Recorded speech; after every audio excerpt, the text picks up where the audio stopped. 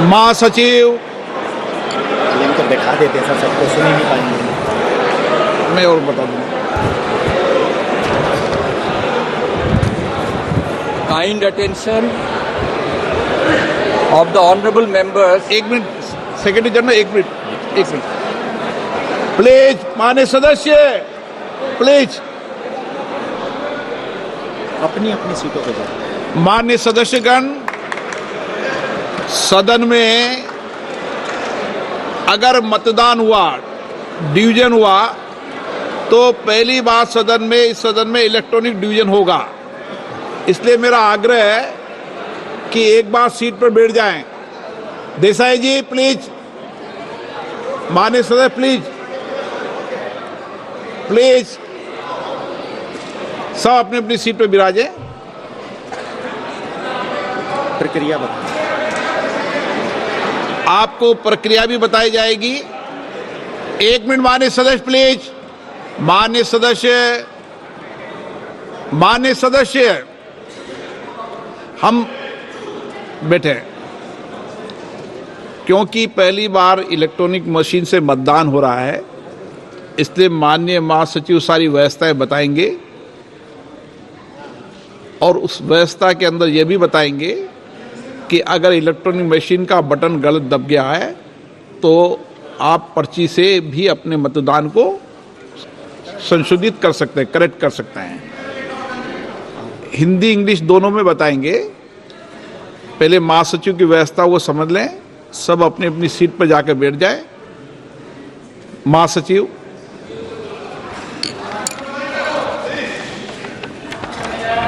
Kind attention of the honorable members is invited to points related to operation of the automatic vote recording system. Before a division starts, every honorable member should occupy his or her own seat and operate the system from that seat only. When the honorable speaker says, "Now division," the Secretary General will activate the voting button and a gong sound will be heard simultaneously. For voting, only after the sound of the gong, repeat, only after the sound of the gong, honorable members may simultaneously press the vote secure button towards the left side of the multimedia device on the headphone plate and any one of the following buttons fixed on the right side of the headphone plate. Yes, below green color sticker. No, below red color sticker. Abstain, below yellow color sticker. It is essential to keep both the buttons pressed till another gong is heard. Honorable members may please note that their votes will not be registered if buttons are kept pressed before the first gong or both buttons are not kept simultaneously pressed till the second gong. Honorable members can see the final result few seconds after the second gong. Honorable members can check their vote on individual result display boards installed on either side of Honorable Speaker's chair, multimedia device, and also on the yes/no/abstain button. In case vote is not registered or if any member wishes to change their vote, they may call for voting through slips.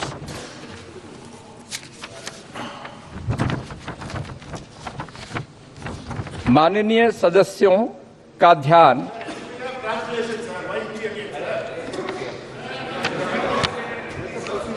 ध्यान स्वचालित मतदान recording प्रणाली का संचालन करने से संबंधित बिंदुओं की ओर आकर्षित किया जाता है।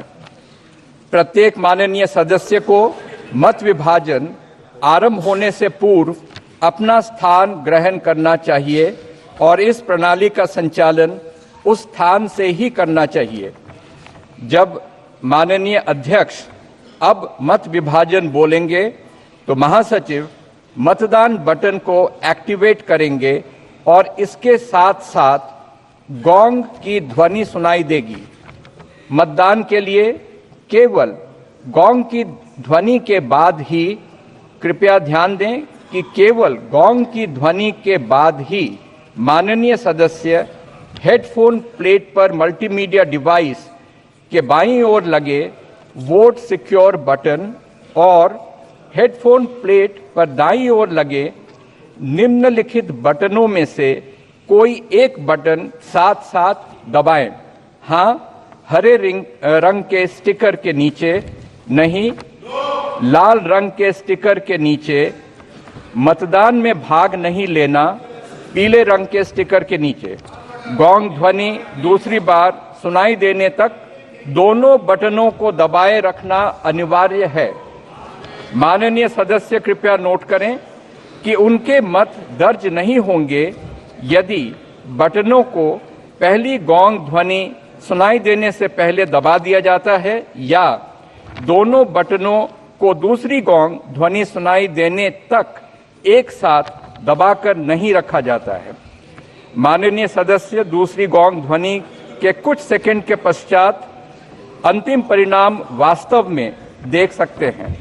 माननीय सदस्य माननीय अध्यक्ष के आसन के किसी भी तरफ संस्थापित व्यक्तिगत परिणाम डिस्प्ले बोर्डों पर, मल्टीमीडिया डिवाइस पर और हाँ/ना/मतदान में भाग नहीं लेने वाले बटन पर भी अपने मत को जांच कर सकते हैं।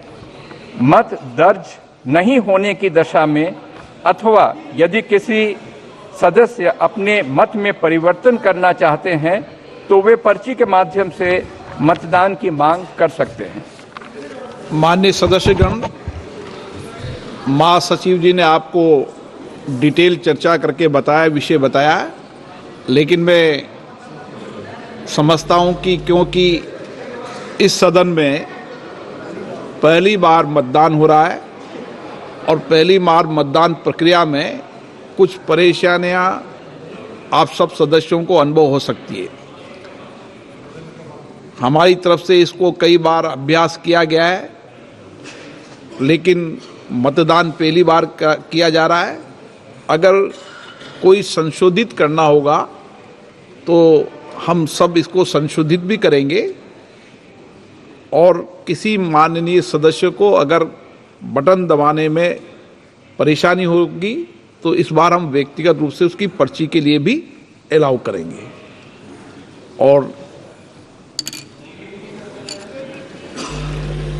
प्रश्न ये कि को पुनर्स्थापित करने की अनुमति प्रदान की जाए। जो सदस्य इसके पक्ष में हाँ कहें, जो सदस्य विरोध में ना कहें। मेरे विचार में निर्णय ना वालों के पक्ष में हुआ। जी, अब मतदान नाउ डिवीजन। महासचिव,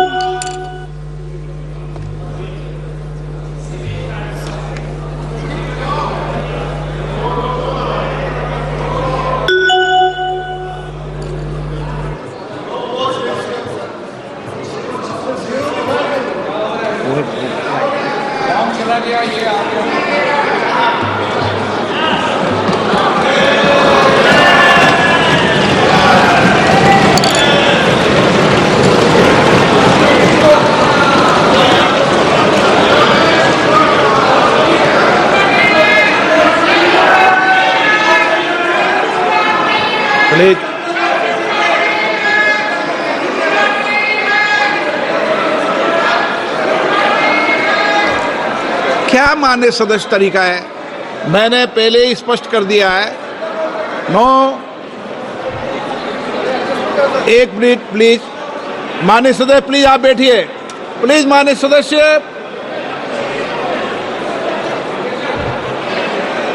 आप सब वरिष्ठ हैं। अरे मान्य सदस्य प्लीज प्लीज एक मिनट। एक बार दोबारा कराएंगे, रुको एक बार दोबारा कराएंगे। हाँ, ऑब्जेक्शन है, उनको पर्ची दे दीजिए। जी। मैं माननीय सदस्यों से पुनः आग्रह करता हूं, मैं माननीय सदस्यों से, प्लीज बैठिए, एक बात सुनिए। मैं माननीय सदस्य पूरा आग्रह करता हूं, मैंने पूर्व में भी कहा था, ये पहली बार मतदान की प्रक्रिया इलेक्ट्रॉनिक तरीके से कर रहे हैं। अगर किसी माननीय सदस्य को कोई आपत्ति हो तो वह अपने मत को पर्ची के माध्यम से भी संशोधित कर सकता है।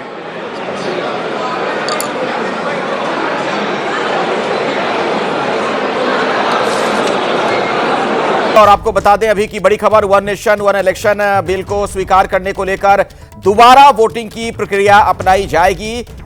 तो आज पहली बार इस सदन में इलेक्ट्रॉनिक वोटिंग मशीन के जरिए वोटिंग की प्रक्रिया की गई है। और ऐसे में आप सुन रहे थे, वहां पर सभापति ये कह रहे थे कि किसी को कोई दिक्कत है, कोई कंफ्यूजन है तो पर्ची के जरिए भी अपना वोट फिर डाल सकते हैं दोबारा।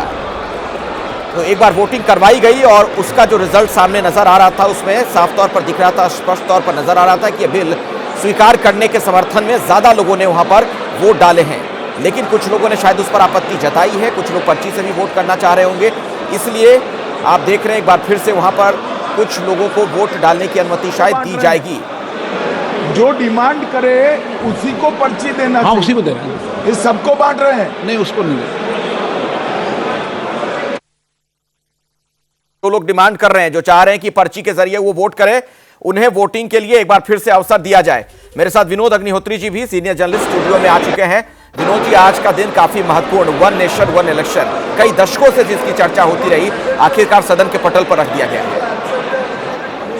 बहुत महत्वपूर्ण है क्योंकि एक तरह से अगर ये कानून पारित हो जाता है और संवैधानिक संशोधन होगा, ये विधानसभाओं से भी इसकी संस्तुति करानी पड़ेगी, तो एक तरह से कानूनी बाध्यता हो जाएगी एक सारे चुनाव एक साथ कराने मैंने की। फिर आग्रह किया है, जिन मान्य सदस्यों को अपने मत को संशोधित करना है वही पर्ची लें,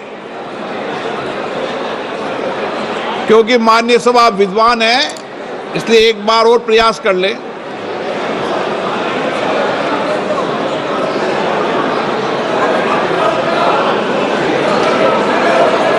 सर, जो इलेक्ट्रॉनिक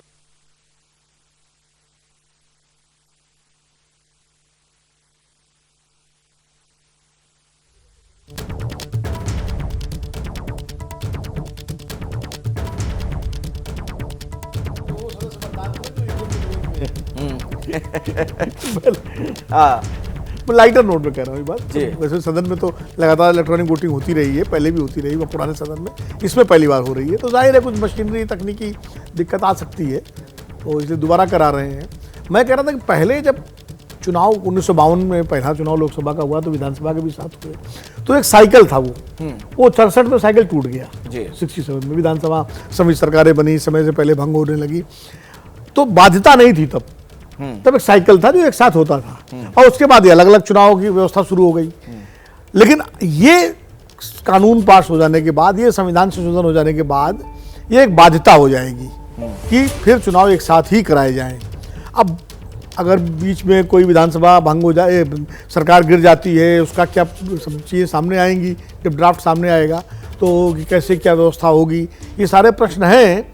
लेकिन इसमें एक प्रश्न जरूर है जो विपक्ष उठा रहा है। जी। देखिए, प्रकट तौर पर ये बहुत अच्छा सुविधाजनक लगता है कि भाई ठीक है, 5 साल में एक बार चुनाव हो, क्यों पूरा देश पूरे 5 साल चुनावी मोड में रहे, कभी किसी विधानसभा के चुनाव, कभी किसी राज्य के चुनाव, कभी कहीं के, तो हमेशा। लेकिन एक चीज़ मैं बताऊँ आपको कि एक तरफ तो हम कहते हैं कि लोकतंत्र जो है वो बड़ा जीवंत होना चाहिए। तो अगर जीवंत लोकतंत्र हो तो लोकतंत्र में राजनीतिक प्रक्रियाएं और राजनीतिक कार्यक्रम चलते रहने चाहिए, और जनता की भागीदारी सबसे ज़्यादा अगर कभी किसी चुनाव में हो, किसी कार्यक्रम में होती है तो लोग वो चुनावों में होती है। उसके बाद तो जनता की भागीदारी सीधी तौर पर, प्रकट तौर पर होती नहीं। लोकतंत्र का महापर्व कहते ही हैं इसे। महापर्व इसीलिए कहा जाता है। हम सब लोग, मीडिया के लोग भी बहुत उत्साह के साथ जहाँ भी चुनाव होता है वहाँ जाते हैं, कवर करते हैं, स्टूडियोज में कार्यक्रम होते हैं, और लगातार जनता हमारी जो है किसी न किसी राज्य की वो चुनावी प्रक्रिया में रहती है। हाँ। और राजनीतिक दलों पर भी एक अंकुश रहता है कि कोई मनमानी करने से पहले उनको देखना पड़ता है कि अभी इतने राज्यों का चुनाव आने वाला है, जो सरकार में है उनको लगता है कि भाई कोई कदम ऐसा ना उठाओ इससे नुकसान हो। नहीं, अरविंद केजरीवाल तो कह रहे थे कि मतलब निरंकुश हो जाएंगे नेता अगर बार बार चुनाव ना हो तो, पता चला एक बार जीत गए फिर विदेश घूमने चले जाएंगे। मतलब 5 साल तक फिर तो जनता की कोई भागीदारी सीधे प्रत्यक्ष रहेगी नहीं। फिर तो जैसे एक बार चुनाव हो गए, अब उस चुनाव के बाद फिर जनता अपना काम करेगी और सरकारें अपना काम करेंगी, फिर सरकारों की मनमानी को बढ़ावा मिलेगा, इसमें कोई दो राय नहीं। अभी चुनाव के कारण बहुत सारी सरकारें, किसी भी दल की सरकारों में, किसी एक व्यक्ति दल की सरकार की बात नहीं कर रहा हूं, अभी सरकारें इस कारण संकोच में कि भाई चुनाव आने वाले हैं, 3 राज्यों के चुनाव आने वाले हैं, 4 भी है ना विनोद जी, जो तर्क दिया जाता है कि दरअसल हमेशा इलेक्शन मोड में रहने की वजह से कई कामों में बाधा भी पड़ती है। कहीं पर मान लीजिए आदर्श आचार संहिता लागू है, विकास के काम रुक जाते हैं, अलग अलग चुनाव होने की वजह से पैसे ज्यादा खर्च होते हैं, जो अधिकारी होते हैं उनकी अलग अलग जगहों पर ड्यूटी लगती रहती है। अखिलेश एक चीज बताइए, मान लीजिए एक राज्य में चुनाव हो रहा है, किसी एक राज्य में, केरल में मान लीजिए हो रहा है चुनाव, तो उसका असर मध्य प्रदेश में क्यों पड़ेगा? आचार संहिता तो उसी राज्य में लगी है ना, मध्य प्रदेश में थोड़ी लगी हुई है। दूसरी बात, पिछले कुछ वर्षों में लगातार राज्यों को चुनाव को जिस तरह राष्ट्रीय अफेयर बना दिया गया है कि पूरी सरकार 15 मंत्री, 20 मंत्री, पूरी कैबिनेट उन चुनाव में लग जाती है। पहले ये लोकल अफेयर हुआ करता था, पहले राज्यों की तो नहीं लगेंगे ना, अब एक ही बार चुनाव होगा तो 5 साल तक सब काम करेंगे। नहीं, काम करेंगे, क्या करेंगे फिर? जनता की भागीदारी चुनाव प्रचार में नहीं लगेंगे फिर वो मंत्री। नहीं, ये ठीक है, तो अभी भी ना लगे, अभी भी काम करें भाई। अगर मान लीजिए किसी राज्य में चुनाव, असम में चुनाव हो रहा है, तो असम की जो कांग्रेस पार्टी की इकाई है और बीजेपी की इकाई है वो चुनाव लड़ाए ना, जरूरी है केंद्रीय मंत्री वहां जाए, स्थानीय नेता लड़ाए ना चुनाव, इसमें क्या दिक्कत आ रही है? लेकिन प्रॉब्लम यह है कि अब राष्ट्रीय नेता सब बैठ जाते हैं जाकर के, हमने चुनाव को ऐसा बना दिया है कि वो राजनीतिक प्रतिष्ठा का सवाल बन गया राजनीतिक दलों की, और उसमें पूरी ताकत झोंक दी जाती है, ये भी कारण है। और दूसरी बात यह है कि ठीक है, अभी प्रकट तौर पर बहुत अच्छा लग रहा है कि हाँ ठीक है, एक बार हो जाएंगे फुर्सत, लेकिन फिर उसके बाद फुर्सत होगी तो फुर्सत हर चीज की भी होगी। जैसे डॉक्टर राम मनोहर लोहिया का बड़ा मशहूर कथन है कि अगर सड़कें सूनी होंगी तो संसद आवारा हो जाएगी, यानी कि अगर राजनीतिक प्रक्रिया सिर्फ 5 साल में एक बार होगी और 5 साल तक फिर लोग जो है उससे अलग हो जाएंगे। नहीं तो आपको ये लग रहा है कि नेताओं को ये डर नहीं रहेगा 5 साल के बाद तो फिर आपको चुनाव में जाना ही है ना? फिर 5 साल बहुत बड़ा समय होता है ना, 6 महीने पहले अपना शुरू कर देंगे काम। अच्छा, फ्रीबीज बांटने लगेंगे, फ्रीबीज बांटेंगे या जो भी जनता से मिलना जुलना होगा 6 महीने पहले शुरू कर देंगे, 4.5 साल जो है वो अपने हिसाब से चलेंगे। अच्छा, मतलब आप अभी आप मतलब इत्तेफाक नहीं रख रहे हैं इससे, वन नेशन वन इलेक्शन से? अभी भी चुनाव तो 5 साल में ही हो रहे हैं। आप बताइए किस राज्य का चुनाव पिछले 20 साल में बता लीजिए कहां मिड टर्म पोल हुआ है? सब जगह चुनाव तो अपने टाइम पे ही हुए हैं 2000 के बाद से। ये जो मिड टर्म पोल की जो व्यवस्था थी, ये तो सन 2000 से पहले ज्यादा राज्यों में चुनाव मिड टर्म पोल होते थे। जब से पूर्ण बहुमत की सरकारें राज्यों में आने लगी हैं या गठबंधन की राजनीति भी चलने लगी है, तब से हमें तो याद नहीं आ रहा कि किसी राज्य में मिड टर्म पोल हुआ हो। पिछले 20 साल में मुझे तो याद नहीं आ रहा, 20-25 साल से 24 साल से कि किसी राज्य में मिड टर्म पोल हुआ। कहां मिड टर्म पोल हुआ? ठीक है, मैं आता हूं आपके पास। दर्शकों को जरा मैं बता दूं, इस वक्त जो तस्वीरें आप देख रहे हैं लोकसभा की, दरअसल ये वोट डिवीजन की प्रक्रिया अपनाई गई। वहां पर कहा यह गया, जो बिल रखा गया 129वां संविधान संशोधन बिल, कि उस पर क्या इसे सदन में स्वीकार किया जाए, तो विपक्ष के कुछ सांसदों ने उस पर यह कहा कि इसमें वोट डिवीजन के जरिए ही तय किया जाए कि इसे स्वीकार किया जाएगा कि नहीं, यानी मत विभाजन हो। तो इलेक्ट्रॉनिक वोटिंग मशीन का इस्तेमाल किया गया है और लोकसभा में ये जो नई संसद है इसमें पहली बार इसका इस्तेमाल किया जा रहा है। तो कुछ वहां पर जो सांसद हैं शायद उन्हें थोड़ी दिक्कत इसमें आई है, कुछ कंफ्यूजन हुआ। तो जो लोग चाहते हैं कि दोबारा वोट कर सकें, अब वो पर्ची से वोट कर रहे हैं, इसीलिए इसमें समय लग रहा है और उसके बाद यह तय होगा कि क्या सदन ने इस बिल को स्वीकार कर लिया है। विनोद जी।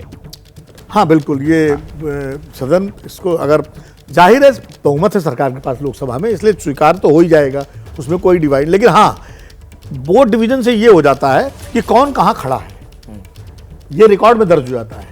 किसी भी बिल पर जब वोट डिवीजन की मांग करता है कोई दल या कोई सदस्य, तो वोट डिवीजन कराना पड़ता है और उसमें रिकॉर्ड में यह आ जाता है कि इस वक्त आप कहां खड़े थे। आगे चल के इतिहास में अगर इस कानून के अच्छे परिणाम निकले तो जो इसके पक्ष में होंगे वो कहेंगे देखिए हमने एक अच्छा काम किया, और अगर परिणाम उचित नहीं निकले, अपेक्षित नहीं निकले, नकारात्मक निकले, तो जो आज विपक्ष में दर्ज होंगे वो कहेंगे देखिए हमने तब विरोध जताया था और हम सही थे। तो इसलिए भी वोट डिवीजन की मांग की जाती है कि ताकि ये दर्ज हो जाए इतिहास में, रिकॉर्ड में, कि कौन कहां खड़ा था इस मौके पर। ठीक है, एक बात और भी है विनोद जी, अपने दर्शकों को मैं थोड़ा समझाना चाहूंगा कि इसे आप समझिए कि ये अभी स्वीकार करने की प्रक्रिया है कि सदन के पटल पर जो बिल रखा गया कानून मंत्री की तरफ से उसे सदन में स्वीकार किया जाएगा, फिर उस पर चर्चा होगी, जेपीसी में भेजने की बात कह दी गई है। कानून मंत्री की तरफ से भी गृह मंत्री ने चर्चा के बीच हस्तक्षेप करते हुए ये कहा था कि कानून मंत्री अगर उचित समझें तो ये जेपीसी को रेफर करें, तो उसके बाद उन्होंने उस पर अपनी सहमति जता दी। लेकिन इसका पूरा जो रास्ता है अभी इस बिल को लेकर, चूंकि ये संविधान संशोधन बिल है विनोद जी, वो कितना आसान या मुश्किल रहने वाला है, उसमें क्या क्या दिक्कतें आ सकती हैं? देखिए, अभी ये स्वीकार हो जाएगा बिल, स्वीकार होने के बाद ये जेपीसी में जाएगा, दोनों सदनों की संयुक्त कमेटी होगी, जैसे वक्फ बोर्ड पे बनी हुई है, वो जेपीसी का गठन होगा और उस जेपीसी में जाएगा। ऐसा नहीं है कि जो जेपीसी जगदम्बिका पाल की अध्यक्षता वाली उसमें चला जाए, उसमें तो वक्त पे विचार होगा, इसके लिए नई जेपीसी बनेगी, नए सदस्यों के नया अध्यक्ष होगा, वो जाएगा।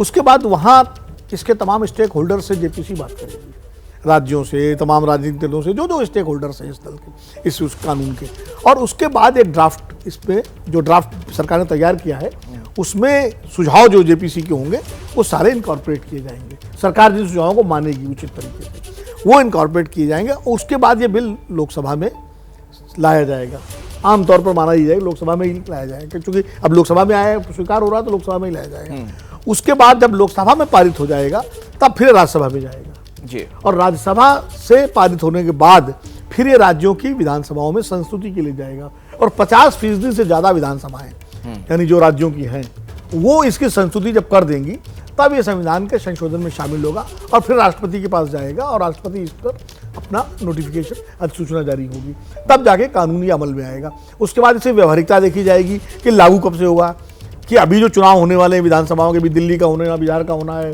उसके बाद फिर 2025 के बाद 26 में भी चुनाव होने हैं कई राज्यों के, तो उन राज्यों के चुनाव भी तो होंगे, उनके पहले लागू होगा कि नहीं लागू होगा, या 2029 में जब लोकसभा के चुनाव होंगे उनके साथ लागू होगा। अभी किसी अखबार में पढ़ रहा था कि शायद 2034 से लागू हो, अगर ये पास हो जाएगा, अगर पास हो जाने के बाद 2034 से एक साथ सारे इस विधानसभाओं और लोकसभाओं करके लागू हो, तो अभी समय लगेगा इसके लागू होने में। अच्छा, यूपी विधानसभा में योगी आदित्यनाथ का संबोधन हो रहा है, जरा वो सुनवा देते हैं दर्शकों को। जवानों को, यूपी के बेरोजगारों को और यूपी के ही व्यवसायियों को यूपी के अंदर अपना रोजगार के सृजन करने, यूपी में नए रोजगार को बढ़ाने के लिए उसका उपयोग इसके माध्यम से 60% से ऊपर आज के दिन पे यूपी का शेड्यूल रेशो है, ये बढ़ाने की आवश्यकता है। हम मानते हैं इसको 75% से ऊपर होना चाहिए, लेकिन हमें विरासत में क्या मिला था, 44%, 45% से भी कम मिला था। प्रदेश के अंदर एमएसएमई सेक्टर जो रोजगार सृजन का सबसे बड़ा माध्यम है, मृत प्राय सा हो गया था। आज वन डिस्ट्रिक्ट वन प्रोडक्ट के माध्यम से भी हम लोगों ने लाखों नौजवानों को उन्हीं के जनपद में रोजगार सृजन के अवसर भी उपलब्ध करवाए हैं। कृषि सेक्टर में जो रिफॉर्म हुए हैं, जो सुविधाएं मिली हैं, किसानों की आमदनी को कई गुना बढ़ाने का काम किया गया है। प्रोक्यूरमेंट की पॉलिसी ला करके पारदर्शी तरीके से इस प्रक्रिया को आगे बढ़ाया गया है। खेती के विविधीकरण की दिशा में जो सरकार के द्वारा उठाए गए कदम है, 23 लाख हेक्टेयर भूमि को जो अतिरिक्त सिंचाई की सुविधा उपलब्ध करवाई गई है, इसने किसानों की आमदनी को बढ़ाया है। और उद्योग कैसे चलने चाहिए, चीनी उद्योग इसका सबसे बड़ा प्रमाण है, सबसे बड़ा प्रमाण है। या उत्तर प्रदेश जिसको आप चीनी उद्योगों को आप बेच रहे थे, तबाह कर रहे थे, बंद कर रहे थे, आज 120 चीनी मिलें अकेले उत्तर प्रदेश चला रहा है, और उनमें से 100 चीनी मिलें ऐसी हैं, उनमें से 100 चीनी मिलें ऐसी हैं जो एक सप्ताह से 10 दिन के अंदर अपना गन्ना मूल्य का भुगतान कर रही है। जो बाकी 20 चीनी मिलें हैं उन पर भी एक दबाव है कि भाई आप भी इस प्रक्रिया के साथ जोड़िए। लगभग हर चीनी मिल अपने से इथेनॉल प्लांट को भी जोड़ रहा है, सीबीजी के नए प्लांट लग रहे हैं। आज के दिन पर देश के अंदर सबसे अधिक कंप्रेस्ड बायोगैस के सबसे अधिक प्लांट लगाने वाला स्टेट उत्तर प्रदेश है, सबसे अधिक इथेनॉल उत्पादन करने वाला राज्य उत्तर प्रदेश है, सबसे अधिक चीनी उत्पादन करने वाला राज्य उत्तर प्रदेश है, और सबसे अधिक रोजगार और सबसे अधिक नौकरी देने वाला राज्य भी उत्तर प्रदेश है। लेकिन इस दिशा में और भी कदम बढ़ाए जाने की आवश्यकता है। मुझे लगता है, मैं फिर से अपने विपक्ष के माननीय सदस्यों से कहूंगा कि सदन में आकर के मुद्दों को रखें, लेकिन तथ्यों के साथ अगर रखेंगे तो इसमें उनकी गरिमा भी बढ़ेगी और उनका सम्मान भी बढ़ेगा। उनके जो मुद्दे थे, मुद्दा उचित है लेकिन तथ्यहीन थे, अपुष्ट थे। उनमें कहीं भी कोई भी उसमें ऐसे तथ्य नहीं थे जिनके बारे में कि वह सरकार को कटघरे में खड़ा कर सके। सरकार की नीयत साफ है, नीतियां बहुत स्पष्ट हैं और सरकार प्रदेश के हर नौजवान के हित को लेकर के पूरी प्रतिबद्धता और पूरी ईमानदारी के साथ कार्य कर रही है। और उसी का परिणाम है कि उत्तर प्रदेश का जो स्किल डेवलपमेंट का मिशन है, आज उसका बेहतरीन कार्य आगे बढ़ रहा है। 12 लाख से अधिक नौजवानों को अब तक इस स्किल मिशन के साथ जोड़ा गया है। 6 लाख से अधिक नौजवान इसके माध्यम से रोजगार प्राप्त किए हैं।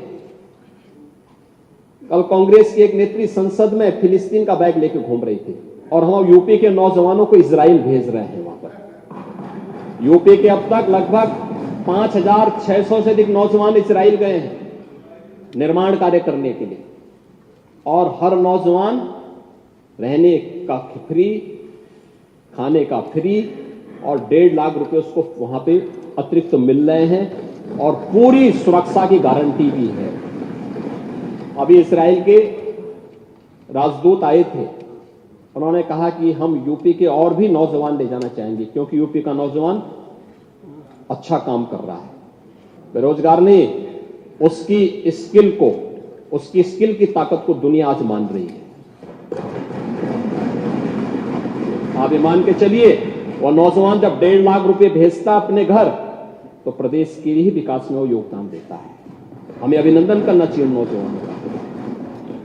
क्या प्रवासी भारतीयों ने भारत के विकास में योगदान नहीं किया? और क्या ये प्रवासी उत्तर प्रदेश का नौजवान जो आज गया है, उसके सामने एक अवसर है, यहां काम करता 20,000, 25,000 रुपए, 30,000 रुपए प्राप्त करता, पर कैपिटा इनकम कहां लेके गए थे आप लोग? 1947 में जब ये देश आजाद हुआ था, प्रति व्यक्ति आय उत्तर प्रदेश की भारत की एवरेज आय से ज्यादा थी, और 2017 में जब हमें सत्ता प्राप्त हुई थी तब उत्तर प्रदेश की प्रति व्यक्ति आय भारत की जो प्रति व्यक्ति आय थी उसकी 1/3 रह गई थी। आज हम उसको दोगुना करने में सफल हुए हैं और मेरा ये मानना है कि अगले 5 साल के अंदर उत्तर प्रदेश की प्रति व्यक्ति आय फिर से भारत की प्रति व्यक्ति आय से अधिक होगी, और इस दिशा में उत्तर प्रदेश की वर्तमान की वृद्धि दर इस बात को संकेत करता है। और मैं इसीलिए आप सबसे कहना चाहूंगा, हमें उत्तर प्रदेश को और विकास की दिशा में आगे बढ़ाना चाहिए। कल कुंभ पे भी चर्चा होगी और मुझे लगता है कुंभ एक अवसर होगा हमारे लिए उत्तर प्रदेश को वैश्विक मंच पर शोकेस करने का हर एक फील्ड में। लेकिन इसके लिए अच्छा बोलना पड़ेगा, अच्छा सोचना पड़ेगा, नकारात्मकता को हटाना पड़ेगा। विपक्ष का मतलब नकारात्मक नहीं हो सकता है, विपक्ष का मतलब हर चीज में बुराई करना नहीं हो सकता है। कुछ अच्छा भी करिए, अच्छा भी सोचिए, अच्छी दिशा में भी चलिए। अच्छी दिशा में भी चलेंगे तो आगे अच्छाई देखने को मिलेगा, लेकिन अगर नकारात्मक दिशा में चलेंगे तो उसके सामने एक तरफ कुआं होता है, एक तरफ खाई होता है। मुझे लगता है उसके अलावा कोई दूसरा नहीं होता है। तो नकारात्मकता किसी समस्या का समाधान नहीं हो सकता है। और यही मैं आपसे कहूंगा कि सरकार अपने नौजवानों के हित के लिए अनेक कदम उठा रही है। उनके हितों को संवर्धित करने के लिए हर प्रकार से प्रतिबद्ध है, और जो मुद्दे यहां पर उठाए गए हैं सरकार उसके लिए पूरी तरह अवेयर है, और उसमें किसी भी नौजवान के भविष्य के साथ खिलवाड़ करने की छूट किसी को भी नहीं देगी। यह भी हम सुनिश्चित कर रहे हैं, और इसीलिए ग्लोबल मैपिंग के साथ साथ देश के अंदर भी अलग अलग जगह कहां कहां यूपी के नौजवानों के लिए नौकरी और रोजगार की संभावना हो सकती है, इसके लिए भी कार्य सरकार के स्तर पर प्रारंभ हुआ है। इसमें सामान्य पाठ्यक्रम के साथ साथ दुनिया के अंदर आज के मॉडर्न एज कोर्सेज कौन कौन से हो सकते हैं, ऐसे कौन से आज हमारी जो नेशनल एजुकेशन पॉलिसी आई है वह भी इस बात के लिए स्किल मिशन पे बहुत ध्यान दे रही है। और स्किल मिशन इस बात को लेकर के ही है कि जब हमारा नौजवान अपने कॉलेज की पढ़ाई करके या अपने संस्थान से बाहर निकले तो अपने को असहाय न महसूस करे, बल्कि वह अपने को आत्मनिर्भर महसूस करे, स्वावलंबी महसूस करे। और सरकार इसके लिए पूरा कदम उठाने के लिए सरकार इसके लिए अनेक सरकार ने कदम उठाए हैं। मुझे लगता है थोड़ा उसके बारे में जानने का, यानी राजनीतिक प्रतिद्वंदिता और विद्वेष की भावना से ऊपर उठ करके थोड़ा उन स्कीम के बारे में, उन नीतियों के बारे में पढ़ेंगे तो आप भी उससे अपने क्षेत्र में खासतौर पर अपनी विधानसभा क्षेत्रों के नौजवानों को लाभान्वित करने में सफल होंगे। उसका लाभ आप ही को प्राप्त होगा। लेकिन अगर आप उससे वंचित रहेंगे तो स्वाभाविक रूप से आपके हाल वही होने जा रहे हैं जो कुंदरकी में हुआ है। धन्यवाद। मैंने श्री मनोज पारस को सुना। नहीं हुआ, आपकी पुलिस ने किया। ये चर्चा तो हो रही है। तो उत्तर प्रदेश के मुख्यमंत्री योगी आदित्यनाथ को आपने सुना, विधानसभा में जब अपनी बात रख रहे थे उस दौरान उन्होंने ये भी कहा कि किस तरीके से विकास का काम हो रहा है। लेकिन प्रियंका गांधी ने जो फिलिस्तीन वाला बैग टांगा था उसे लेकर भी उन्होंने निशाना साधा। यह कह दिया उन्होंने कि उत्तर प्रदेश के नौजवान तो इजराइल जा रहे हैं, वहां उन्हें बुलाया जाता है उनके स्किल को लेकर और उन्हें वहां पर पैसे मिलते हैं जिससे वो अपने घर वालों को, परिवार वालों को पैसे भेजते हैं। तो एक तरीके से इशारों में प्रियंका गांधी पर इस बहाने भी तीखा हमला योगी आदित्यनाथ ने किया है। और अब वापस लोकसभा की जो कार्रवाई हो रही है उसके बारे में आपको बता दें कि दरअसल आज जो वन नेशन वन इलेक्शन का बिल वहां पर पेश किया गया, सदन के पटल पर रखा गया कानून मंत्री की तरफ से, उसे स्वीकार किया जाए या नहीं इस पर वोटिंग की प्रक्रिया जारी है। एक बार वोटिंग हुई, लेकिन चूंकि इलेक्ट्रॉनिक वोटिंग मशीन का इस्तेमाल किया गया है पहली बार इस सदन में, तो कुछ सांसदों को उसमें दिक्कत आई, तो अब पर्ची के जरिए वो मतदान में हिस्सा ले रहे हैं। इसके बाद यह तय हो जाएगा कि क्या सदन इसे स्वीकार करता है या नहीं। मेरे साथ विनोद अग्निहोत्री जी, सीनियर जर्नलिस्ट, लगातार स्टूडियो में मौजूद हैं। विनोद जी, वैसे तो एक औपचारिकता मात्र है कि मतलब स्वीकार किया जाएगा कि नहीं, इतना तो बहुमत है सरकार के पास कि ये बिल स्वीकार तो होना ही है वहां पर। निश्चित रूप से अगर बहुमत नहीं होता तो सरकार बिल ही नहीं लाती। बिल्कुल, अगर बिल लेके सरकार आई है तो निश्चित रूप से उसको भरोसा है। व्हिप भी जारी किया हुआ है उन्होंने कि सारे सदस्य सदन में मौजूद हैं और वो स्वीकार हो जाएगा बिल। तो विपक्ष जो वोट डिवीजन की मांग कर रहा है वो क्यों, उसके पीछे क्या मंशा है? मैंने बताया ना कि वोट डिवीजन की मांग इसलिए कर रहा है कि जिससे ये स्पष्ट हो जाए। ध्वनिमति से जब होता है तो ये स्पष्ट नहीं होता है कौन कहाँ खड़ा था इस मौके पर। वोट डिवीजन में ये स्पष्ट हो जाता है, दर्ज हो जाता है रिकॉर्ड में कि ये सदस्य इसके पक्ष में थे, ये इसके विपक्ष में थे, ये दल इसके पक्ष में थे, ये दल इसके विपक्ष में थे। तो उसमें क्या होता है कि भविष्य में जब कभी इस मुद्दे पर कोई बहस होगी, कोई राजनीतिक मुद्दा ही बनेगा अगर कभी, तो वो दल अपनी स्थिति स्पष्ट करने में उनको सुविधा होगी और दूसरे दल भी इसको लेकर के अपनी अपनी बात रख सकेंगे। मान लीजिए मैंने भी कहा कि जैसे अगर ये कानून पास हो जाता, लागू हो जाता और इसके बहुत अच्छे परिणाम निकलते हैं तो जो इसके पक्ष में है तो कहेंगे देखिए हमने कितना अच्छा हम कानून लेके आए कि आज देश में उसका सकारात्मक परिणाम निकला। और अगर उसमें दिक्कतें आती हैं, नकारात्मक परिणाम निकलते हैं, राज्यों की दिक्कत होती है, संघवाद पे कोई खतरा आता है जैसा कि आशंका व्यक्त की जा रही है, तो फिर जो विपक्ष में है वो अपनी बात कहेंगे। विनोद जी, आशंका शब्द का आपने इस्तेमाल किया तो मैं एक सवाल आपसे पूछना चाह रहा हूं। मैं बहुत गौर से सुन रहा था अभी जो कार्यवाही हो रही थी, तमाम नेता अपनी अपनी बात रख रहे थे, चाहे सत्ता पक्ष के लोग हों, विपक्ष के लोग हों। समाजवादी पार्टी के सांसद हैं धर्मेंद्र यादव, उन्होंने जब इस बिल का विरोध किया, वहां पर खड़े होकर अपनी बात रख रहे थे, तो यहां तक उन्होंने कह दिया कि यह मुसलमान विरोधी बिल है। यह बात मैं नहीं समझ पाया कि इसमें मुसलमान विरोधी होने का क्या मतलब है, मतलब वो क्या कहना चाह रहे हैं? नहीं, ये तो बेकार, मतलब मैं इससे सहमत नहीं हूँ कि ये मुसलमान विरोधी है या हिंदू विरोधी है या हिंदू पक्षधर है या सिखों का विरोधी है या ईसाइयों का विरोधी है या सवर्णों का विरोधी है या दलितों का विरोधी। ये बिल किसी वर्ग विशेष का विरोधी नहीं है, मुझे नहीं लगता। और क्योंकि वोट तो सब डालेंगे, जब एक देश एक नेशन के हिसाब से मान लीजिए चुनाव शुरू हो जाएंगे तो जब वोट का मौका आएगा तो हिंदू भी डालेंगे वोट, नहीं, तो मैं सवाल इसलिए पूछ रहा हूं सर, सवाल पूछने के पीछे मेरी मंशा ये थी, इसका संदर्भ कॉन्टेक्स्ट ये था कि जब इस तरह के शब्दों का इस्तेमाल आप कर देते हैं जो कि बिल्कुल तर्क से परे नजर आता है, तो फिर लगता है कि खालिस राजनीति आप कर रहे हैं। देखिए ये वैसे ही है जैसे योगी आदित्यनाथ जी को मैं सुन रहा था कि वो फिलिस्तीन वाला मुद्दा ले आए और इजराइल नौजवानों को भेज रहे हैं। कोई जरूरत थी क्या उसको लाने की? कि प्रियंका गांधी अगर फिलिस्तीन का बैग लेके गई थी उसको उत्तर प्रदेश विधानसभा में उसका जिक्र करने की जरूरत थी? नहीं थी, लेकिन उन्होंने जिक्र किया और साथ में यही कह दिया कि हम नौजवानों को इजराइल भेज रहे हैं। तो भैया नौजवानों को इजराइल भेज रहे हो तो ये भी इंश्योर करना है कहीं उनको वहाँ सैनिक काम न लिया जाए उनसे, जो रूस में हुआ था। कुछ नौजवान गए थे और बाद में उनको युद्ध में नहीं, उन्होंने यूक्रेन कहा में कि झोंक विकास दिया के काम में अपनी अरे आप भूमिका यहाँ से विकास के लिए भेज रहे हो ना, वहां उनको ये इंश्योर सरकार की जिम्मेदारी है करना कि उनसे विकास का ही काम लिया जाए। निर्माण कार्य के लिए जा रहे हैं तो उसी काम, ये ना हो कि उनको पकड़ा करके फौज के पीछे बख्तरबंद गाड़ियों के साथ लगा दिया जाए, जो गुआ युद्ध हो रहा है गाजा में। तो ये खतरा जो रूस में हुआ कई नौजवानों के साथ, ये भी जिम्मेदारी सरकार की है। तो मैं तो खैर इस संदर्भ में बात कह गया, लेकिन मैं ये कह रहा हूँ कि जिस तरह वो ले आए, इसी तरह धर्मेंद्र यादव ले आए, उनको भी अपनी कॉन्स्टिट्यूंसी को एड्रेस करना है, क्योंकि उनके कांग्रेस और समाजवादी पार्टी के बीच में होड़ लगी हुई है इस समय उत्तर प्रदेश में माइनॉरिटी वोट्स को लेकर के। तो उसके उन्होंने इसको मुसलमानों से जोड़ दिया।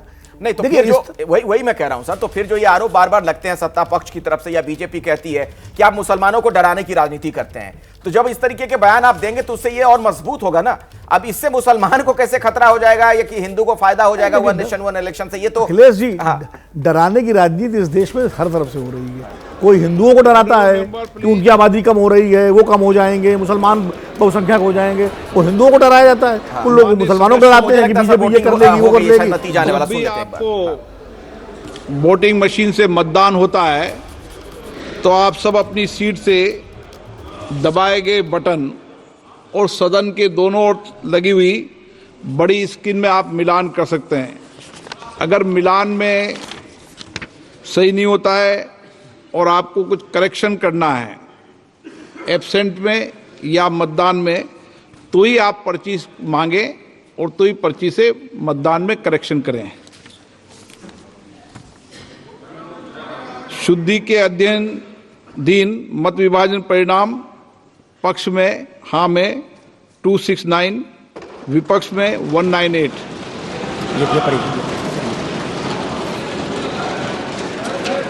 बहुमत के पक्ष में मतदान हुआ। बहुमत प्रस्ताव के पक्ष में हाँ। माननीय मंत्री जी, अब विधेयक को पुनः स्थापित करें। Honorable Speaker, sir, with your permission, the Constitution's 129 Amendment Bill 2024, I introduce the bill. Item number 19। Honorable Speaker, एक sir. मिनट मैं पढ़ूंगा। प्रश्न ये कि विधेयक को पुनर्स्थापित करने की अनुमति प्रदान की जाए। जो सदस्य इसके पक्ष में हाँ कहें, जो सदस्य विरोध में ना कहें। मेरे विचार में निर्णय हाँ वालों के पक्ष में, हाँ वालों के पक्ष में। मंत्री जी विधेयक को पुनर्स्थापित करें। Honorable Speaker, sir, with your permission, I introduce the Union Territories Law Amendment Bill 2024. I introduce the bill, sir. Thank you. सभा की कार्रवाई आज 3 बजे तक के लिए स्थगित की जाती है। तो बिल को स्वीकार कर लिया गया है बहुमत के साथ। समर्थन में 269 वोट पड़े और विरोध में 198। उसके बाद लोकसभा की कार्यवाही स्थगित कर दी गई। तो अभी की बड़ी खबर आपको बता दें, one nation one election bill Lok Sabha में पेश किया गया और इस बिल को वहां पर स्वीकार कर लिया गया है। वोट डिवीजन के जरिए यह फैसला हुआ। 269 सांसदों ने इसके समर्थन में वोट डाला, जबकि 198 वोट इसके विरोध में भी डाले गए हैं। तो वोट डिवीजन हुआ, मत विभाजन हुआ और उसके बाद यह फैसला लिया गया और उसके बाद लोकसभा की कार्यवाही 3 बजे तक के लिए स्थगित कर दी गई। यानी बहुमत के फैसले के साथ इस बिल को वहां पर स्वीकार कर लिया गया है। इसे अब जेपीसी में भेजा जाएगा। तो आज की ये सबसे बड़ी खबर, वन नेशन वन इलेक्शन को लोकसभा में सदन के पटल पर रखा गया और उसे स्वीकार कर लिया गया है।